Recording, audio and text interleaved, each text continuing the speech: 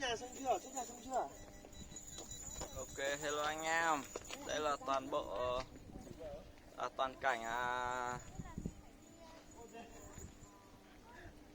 đập thủy điện sông Nho Quế anh em nhá, Hà Giang nhá. Hello cả nhà nhá.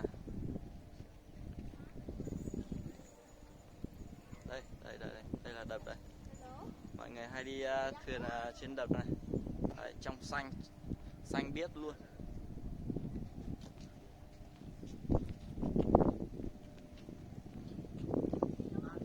Đây là một người anh đấy, vừa mới quen ở trên chỗ chị Su là Mèo Vạo Ô Châu. Đấy, anh em khi nào có dịp lên đây thì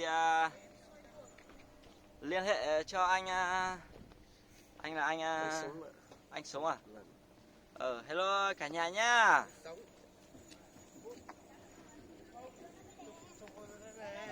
Ok.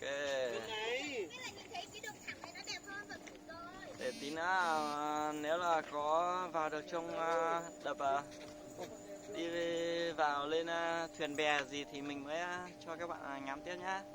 Đây là bạn đang review à? Review à?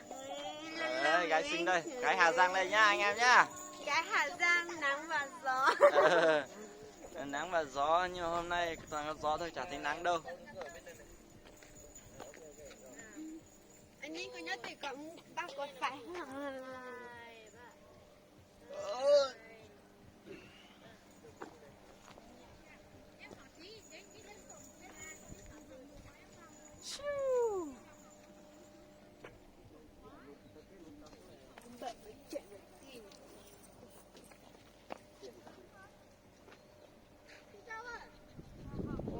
Nó hầu ra này hổ.